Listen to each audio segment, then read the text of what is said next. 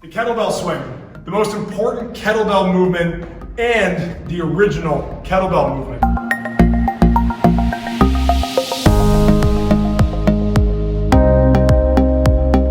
The swing is a great low impact strength and conditioning exercise. So depending on how much weight you have, how many reps, you can make this a strength or conditioning exercise or both. In fact, it's almost always both. For this one, what we are going to show you is the basic kettlebell swing. We like to teach the hard style swing, at least most of the components there, but there are many different types of swings. Regardless of the swing, mechanics are very similar across all three when it comes to fundamental form. So what we're going to do is get set up in a power stance. Okay, and in this stance, we're getting ready for maximal tension. I want to pull this kettlebell back while keeping my weight balanced, my lats, my torso engaged here, and I know I'm set up properly when I pull this kettlebell back and my whole body weight is not shifting with it. Second part, in that takeoff, I'm then going to snap and extend the hips and knees simultaneously. Important to stand up nice and tall. My shoulders and lats are pulled down. Notice how the kettlebell rises when my heel or my elbows stay down. It's not so much that I'm pulling my elbows down, it's that I'm pulling my shoulders down. The hips drive that force. A pendulum swing is a hinge. What you want to avoid doing is squatting with it. It's going to be less efficient. So, knees, hips, snap and extend at the same time. I want to be in a straight line. My shoulders over top of my hips, over top of my heels, okay? Common faults here, aside from not setting up correctly, not getting enough height. And this is usually from not fully extending the hips. Arms come out, my hips aren't coming out. Fault number 2, overextending the arms and not keeping those shoulders back.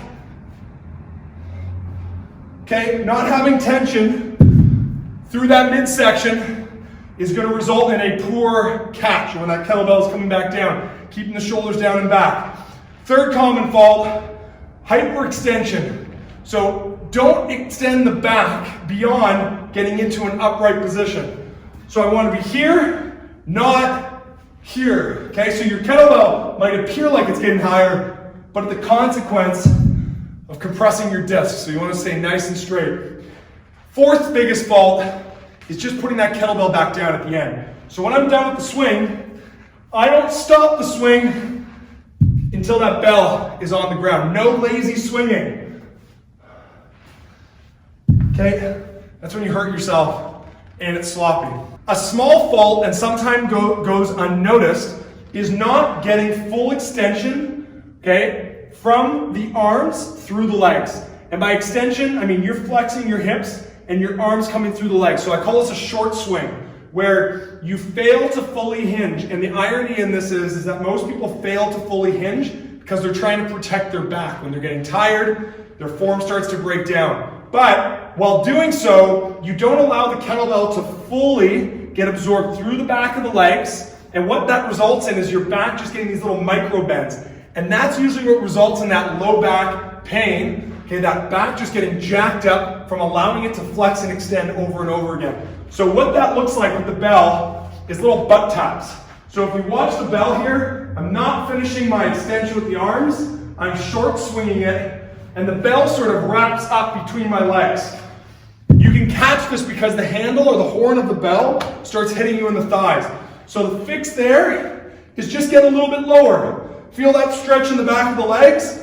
The kettlebell barely spins in the hand. If the kettlebell starts to spin in the hand, you're probably short swinging. Another fault is picking up the kettlebell and starting your swing with an air hug. Okay? That's a lazy swing. Technically, it's not great either.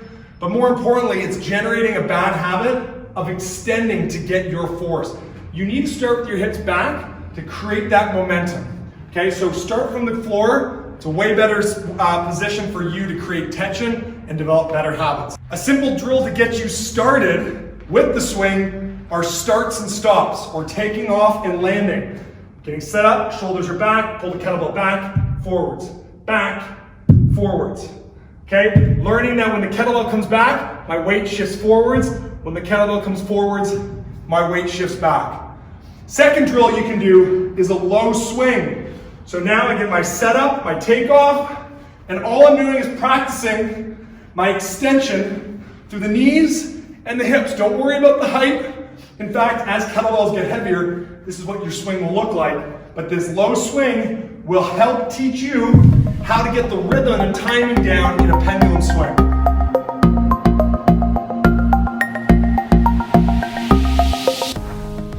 I really hope that recorded this time. Oh, thank you.